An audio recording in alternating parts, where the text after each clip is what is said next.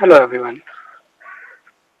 आज मैं आपको थोड़ा गाइड कर देता हूँ regarding the notification of Delhi university for first and second year student.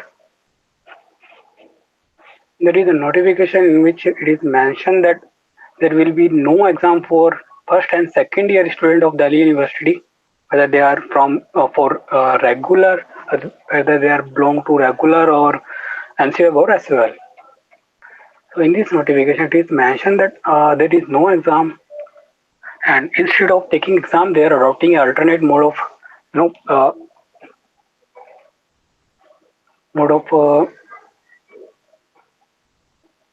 yeah alternate mode to examine the students. So there is no pen paper exams for the students due to the COVID-19 pandemic. So the university will be taking assignment instead of taking your exams. तो अब देखें यहाँ पर, तो यहाँ पर Delhi university क्या कर रही है, यहाँ पर फर्स्ट और सेकेंड ईयर स्टूडेंट्स के लिए वो ऑल्टरनेट मोड यूज कर रही है. इसमें वो करेंगे क्या, इसमें वो करेंगे, ये एक वन टाइम मेजर है, ये ऑल्टरनेटिव मोड यूज किया है due to the pandemic going on in our country or all over the world. So in this notification they have mentioned that the 50% marks will be allotted on the basis of assignment, and if the remaining 50% marks will be allotted on the basis of past performance of the students.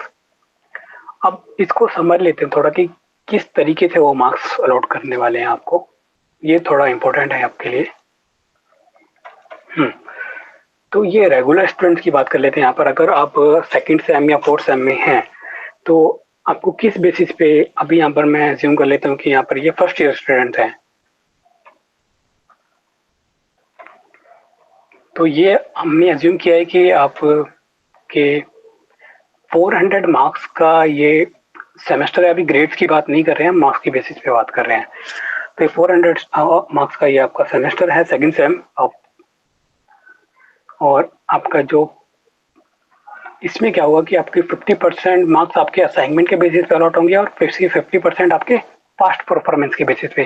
तो out of 400 यहाँ पर 200 marks आपके out of 400 assignment के basis पे allot होंगे और बाकी 200 marks आपके पास्ट परफॉर्मेंस के बेसिस पे अलॉट होंगे.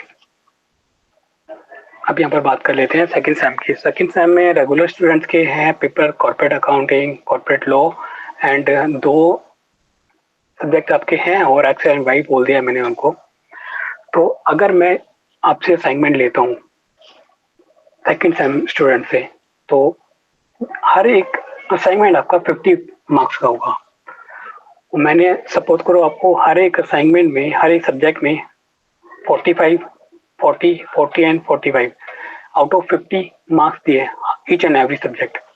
तो आपके टोटल मार्क्स होते हैं 170 आउट ऑफ 200. ये मेरे असाइनमेंट के बेसिस पे जज किया है आपको सेकेंड सेमेस्टर स्टूडेंट्स को. तो अब मैंने आपको दे दिया आउट ऑफ 200 170 मार्क्स. तो आपके असाइनमेंट के बेसिस पे तो आपको मिल गए 170 मार्क्स जो कि टीचर्स के हाथ में होंगे. टीचर्स विल जज you on the basis of assignments.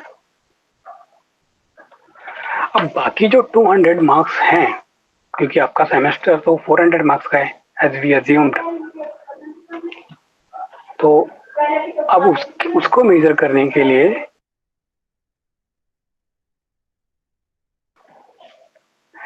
आपकी पास्ट परफॉर्मेंस देखेंगे. अब ये मैंने यहाँ पर एग्जांपल लिया हुआ है कि आपके फर्स्ट सेमेस्टर के मार्किंग का. मैंने ज्यूम किया है कि आपने फर्स्ट सेमेस्टर में 4 एग्जाम दिए थे, 1, 2, 3 एंड 4. उसमें मार्क्स आए थे आपके आउट ऑफ 100 70, 80, 70 एंड 80. तो आपके मार्क्स टोटल आए 300 आउट ऑफ 400. तो आपका परसेंटेज बनता है आपका 75%, यानी कि पास्ट में आपने स्कोर किया है 75%. तो अब आपको हमें मार्किंग करनी है कि पास्ट परफॉर्मेंस के बेसिस पे. और उस पे अपने अलॉट किए 200 मार्क्स। तो 200 मार्क्स में से आप 75% मार्क्स आप दे देंगे, बच्चों को अलॉट कर देंगे on the basis of past performance, क्योंकि पास्ट में आपने 75% स्कोर किया है। तो 150 मार्क्स आप दे देंगे पास्ट परफॉर्मेंस के बेसिस पे, और जो बाकी 50% मार्क्स है जो अपने अलॉट किए वो असाइनमेंट के बेसिस पे। तो टोटल मार्क्स आप कितने दे देंगे बच्चों को? 170 on the basis of assignment and 150 on the basis of past performance. तो टोटल आपका स्कोर हो गया 320 out of 400। This is the process of instead पर आपको मार्क्स तो अलॉट होते नहीं, आपको ग्रेड्स मिलेंगे, पर प्रोसेस यही रहेगा सेम आपको, जो अभी मैंने आपको बताया है। सॉरी, अगर आपने पास में कोई एग्जाम नहीं दिया है दिल्ली यूनिवर्सिटी का, अगर आप एनुअल मोड के हैं लाइक एनसीए और एसओएल, क्योंकि उनके एनुअली मोड पे एग्जाम होते हैं, तो उनका कम्प्लीटली 100% जो भी स्कोर होंगे वो असाइनमेंट के बेसिस पे होंगे। इसमें ये बताया आपको।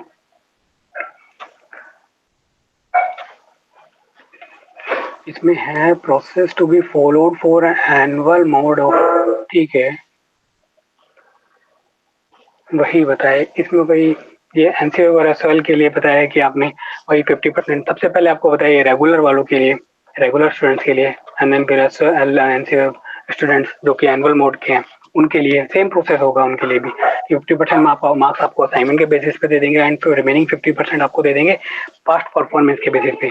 हाँ, और अगर आप एक्स स्टूडेंट हैं, एक्स स्टूडेंट की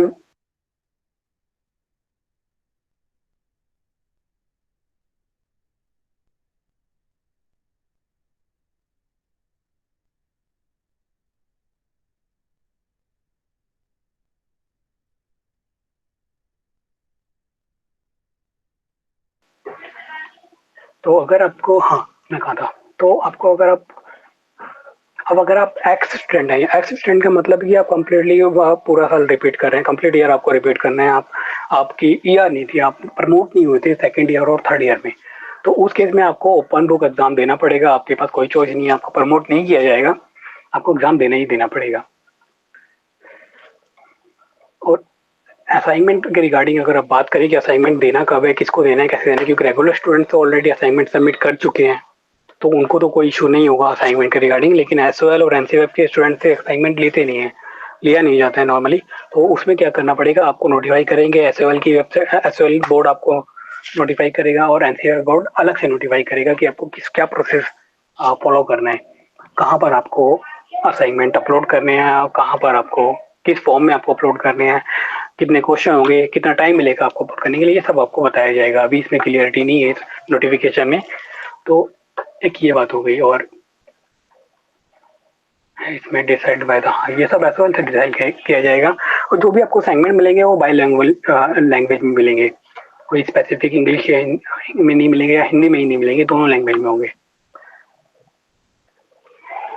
एसओएल और एनसीएल के स्टूडेंट, वही मैं आपको बता चुका हूँ कि असाइनमेंट आपको पोर्टल पे सबमिट करना है। अब वो पोर्टल आपको नोटिफाई कर देंगे एसओएल या एनसीएल वाले कि कहाँ पर आपको नोटिफाई करना है। आपको क्वेश्चन पेपर ई मोड से डिलीवर कर दिया जाएगा, या मे बी अपनी वेबसाइट पे अपलोड कर दें असाइनमेंट्स को, वहाँ से आप डाउनलोड करके सॉल्व करके इनके ई पोर्टल पे अपलोड कर दें। हाँ, असाइनमेंट आपको मे बी बिगिनिंग, क्या नाम है, जुलाई एंड तक सबमिट करना होगा। अगर आप नहीं करते हैं इन केस, तो आपको अगस्त में, अगस्त के स्टार्टिंग में आपको इन्फॉर्म कर देंगे कि आपने असाइनमेंट सबमिट नहीं किया है। आप उसके बाद आपको एक चांस में भी और मिले सबमिट करने का।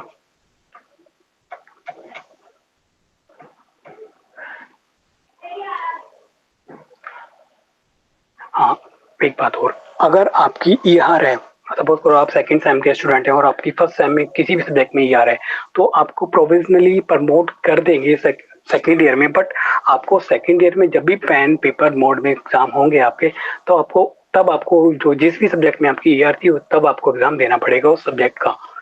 मतलब कि आपको प्रमोट तो कर देंगे, लेकिन आपको जिस भी सब्जेक्ट में ई आर है, जिस भी सब्जेक्ट में आप फेल हुए हैं, उसके एग्जाम तो आपको देने पड़ेंगे।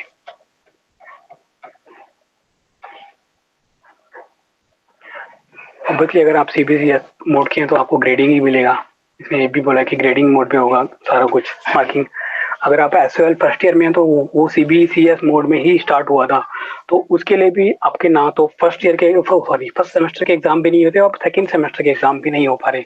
तो उस केस में क्या किया है इन्होंने बोला कि आपको दोनों सेमेस्टर के असाइनमेंट सबमिट करने पड़ेंगे एसओएल फर्स्ट ईयर वाले स्टूडेंट्स के लिए। तो आपको क्या करना है, आपको फर्स्ट सेमेस्टर में जो भी सब्जेक्ट थे आपके वो, सेकंड सेमेस्टर में जो भी सब्जेक्ट थे वो, दोनों सब्जेक्ट के आपको असाइनमेंट सबमिट करनी है। आपको 100% मार्क्स असाइनमेंट के बेसिस पे ही मिलेंगे। आपको मार्क्स नहीं मिलेंगे, एक्चुअली आपको ग्रेड ही मिलेगा, क्योंकि आप अब सीबीसीएस मोड में आ गए हैं एसएल वाले फर्स्ट ईयर स्टूडेंट्स के भी। तो रिजल्ट भी आपका ग्रेड मोड में ही अपलोड होगा। और अगर आपकी अब अगर आपको ईआर आती है, अगर अभी आप असाइनमेंट देते हैं तब भी आपकी ईआर आती है किसी भी सब्जेक्ट में, तो आप इम्प्रूव कर सकते हैं। जब भी एग्जाम होंगे फ्यूचर में सेमेस्टर मोड यानी जनवरी में 2021 में या मई जून 2021 में, तो आप तब वो एग्जाम दोबारा दे पाएंगे, या इम्प्रूवमेंट करना है तब भी आप उसी फॉर्म में एग्जाम दे पाएंगे। तो बस हाँ, यही इसमें है और कुछ ज़्यादा इसमें है नोटिफिकेशन में। आपको जो एक्स स्टूडेंट्स को ओपन बुक एग्जाम देने ही देने हैं, ये मैं पहले ही बता चुका हूँ। सिंपल यही है और कुछ है नहीं इसमें। Thank you.